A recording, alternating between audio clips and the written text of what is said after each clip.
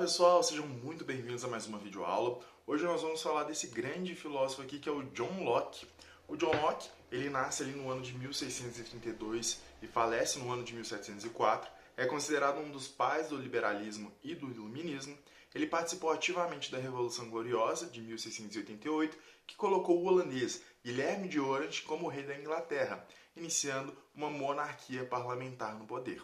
Outra curiosidade muito importante aqui da biografia dele é que o John Locke ele se interessou desde cedo pela medicina e ele conseguiu curar ali, a partir das suas habilidades e técnicas medicinais, um grande senhor ali daquele período que tinha muito conhecimento sobre política. Esse senhor ficou muito agradecido pela possibilidade da cura e decidiu ensinar o Locke política. O Locke se apaixonou por esses ensinamentos e decidiu seguir uma carreira ali como pensador nessa área do saber. Vamos agora para o pensamento, depois que a gente viu uma breve biografia aqui do John Locke. Uma das suas principais obras é o Ensaio acerca do Entendimento Humano, de 1689. Nesse texto, o Locke quer expor a sua visão sobre a teoria do conhecimento. Em suma, o filósofo adere a uma visão empirista de como conhecemos. Desse modo, é traçada uma longa oposição à visão inatista de Descartes. Lembram que, para o René Descartes, todo conhecimento já nasce com a gente? Ou seja, isso significa a tese do inatismo, o conhecimento já está presente na mente humana. Para o Locke, não. O homem é uma tábula rasa, ou seja, é uma folha em branco, a gente não nasce com nada. A extensão da compreensão é a extensão da experiência. Ou seja, eu só compreendo a partir do momento que eu experiencio as coisas. Todo o nosso conhecimento é um assentimento geral de acordos universais advindos da experiência e sua passagem pela cultura. Então, pessoal, para o John Locke, por que eu sei que uma parede é branca? Porque a minha visão, o meu sentido me permite experienciar que ali há uma cor. Há uma cultura que criou uma convenção social sobre como eu leio aquele fenômeno. Diante disso, eu posso conhecer. Se eu não tivesse a visão, teria como eu afirmar o que é o branco, por exemplo? Olha só, para o René Descartes teria, porque eu já nasço aqui com essa ideia inata na minha mente. Para o Locke, isso é impossível. Então, se tratando de como nós conhecemos, de como nós compreendemos o mundo, para o John Locke, é somente a partir das nossas experiências. E dessa experiência vinculada à maneira como a cultura lê esses fenômenos, o ser humano conhece o mundo, conhece a sua realidade. Ele se opõe então ao inatismo de Descartes e elege o empirismo, a experiência, como grande chave de compreensão do mundo. Além dessa obra, o Descartes ele vai escrever o segundo tratado sobre o governo, de 1689 também. Na obra, o Locke ele quer expor sua visão política, de modo geral, e isso tudo se inicia por uma defesa do parlamento. Então Locke já coloca uma oposição aos reis, aos reinados, e fala, agora chegou a hora de um novo modelo, que é o parlamento. Pessoas eleitas, representantes do povo, devem ser eleitas. E a gente vai ver por quê. De modo geral, o filósofo acredita que todos nós temos direitos naturais inalienáveis, sendo eles a vida, a liberdade e a propriedade. Ou seja, por nascermos e ser natural a vida, estar na natureza, isso já é um direito. Bem como a liberdade e a propriedade, que são os pilares do liberalismo. Então a gente pode observar, como muitos falam, que o Locke é o pai aqui do liberalismo. Esses são os pilares do liberalismo. Direito à vida, direito à propriedade, à liberdade e demais valores que outros pensadores vão elencando a essa figura de ser um liberal. Tá certo? Então, o John Locke acredita que a gente já nasce com esses direitos naturais, isso faz parte da nossa natureza. E no estado de natureza, lembram-se que esse estado, antes do homem adentrar uma sociedade, ele está no estágio de natureza, como é ali no caso do Hobbes.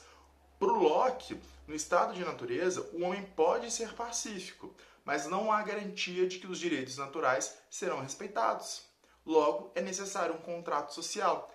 Esse tratado, através da democracia parlamentarista, dá poder ao povo para escolher seus representantes, que, por sua vez, devem garantir os direitos naturais. Então, qual é a visão política do Hobbes, pessoal? Para o Hobbes, por natureza, o ser humano tem seus direitos naturais, direito à propriedade, à vida, à liberdade, olha o pilar do liberalismo aí. No estado de natureza, o homem já tem isso, mas nada garante que esses direitos serão respeitados. Logo, o homem deve sair do estado de natureza e adentrar uma sociedade civil, fazendo parte ali de um contrato social. E nesse contrato social ele vai eleger os seus representantes, que vai formar um parlamento, onde os direitos naturais irão ser garantidos. Então, olha quando ele luta com Horas por um reinado, mas também pelo parlamento surgir, porque ele acredita que esse parlamento que representa o povo irá garantir esses direitos naturais para todos, seres ali de uma sociedade, que esses direitos naturais vão ser respeitados, por isso o contrato social, por isso o Estado deve existir. Por fim, o Locke também fala um pouco sobre a religião.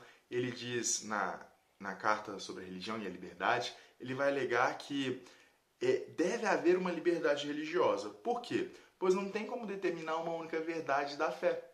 Todavia, que o Locke ele vai pregar uma exceção aos povos da América. Nesse período está ocorrendo a colonização da Inglaterra dos povos da América do Norte, que é atualmente Estados Unidos. Basta a gente relembrar aqueles filmes de faroeste onde os indígenas, os índios ali, eles moravam na Europa e estava vindo um homem branco ali, inglês, colonizar esses povos. Então ele fala que o indígena ele não vai ter essa sabedoria do respeito, eles ainda vivem num estado de natureza, de selvageria, então não tem como ser respeitada a religião deles. E também uma crítica ao catolicismo. A religião aqui na Inglaterra ela já vai ter grande parte protestantes. Ele fala que o catolicismo é como se fosse uma serpente que fizesse tudo pelo poder, por isso não tem como respeitar eles diretamente, porque eles vão fazer de tudo para dominar o poder. No demais, tem como respeitar todas as religiões e viverem harmoniosamente em paz. Pessoal, chegamos ao fim de mais uma videoaula sobre o Locke. Essa edição dos Pensadores aqui, eu nunca li o Locke no original, no inglês, mas o pouco que eu li dessa edição aqui, eu gostei bastante dos comentários, de algumas passagens, ajuda muita gente a entender o pensamento do Locke.